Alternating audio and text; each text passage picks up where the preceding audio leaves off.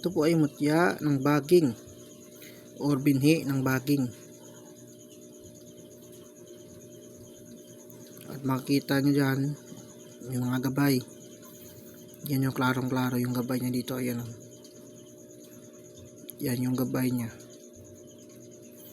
Tapos ito pa ay binhi talagang binhi ng baging. Kasi nakuha ko ito sa sa kahoy na maraming baging. At naisip ko na baka mutya ito ng o binhi ng baging, kaya ito inuha ko. Para hindi ko naman to inanap. Kasi nagkataon na gusto ko lang magpahinga kasi sa init ng panahon, nagpahinga ako doon.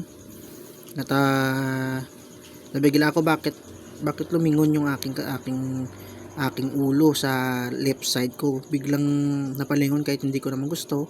At ito ay nakita ko. Nung nakuha ko ito ay yung presensya niya grabe. At ang aura malakas. Hindi ito plastic, ito po ay bato. Maliit na bato. Ito din po ay bagay at angkop na itanim sa katawan. Kasi sa liit naman, kasi maliit siya at hindi ito masakit kapag baon nito sa katawan. At ito po ay susubukan ko kung ito po ay lumulutang o hindi. Subukan natin. Wait lang. Cut ko muna yung video. Pero bago ang lahat, huwag nyo kalimutan na mag-follow, mag-subscribe, mag-like and share sa YouTube channel ng Aris Azilu Azagrius Dios Ilio Fio. Maraming salamat. Ito na, susubukan na natin. Sagaan ba naman, sagaan ng bato. Hindi siya lumulutang.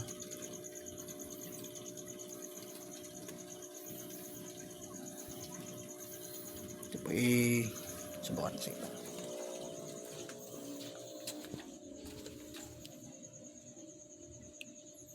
Hindi siya lumulutang, pero ito po ay napakagaan. Talagang napakagaan. Parang yung gaan niya parang plastic, pero hindi siya talaga lumulutang.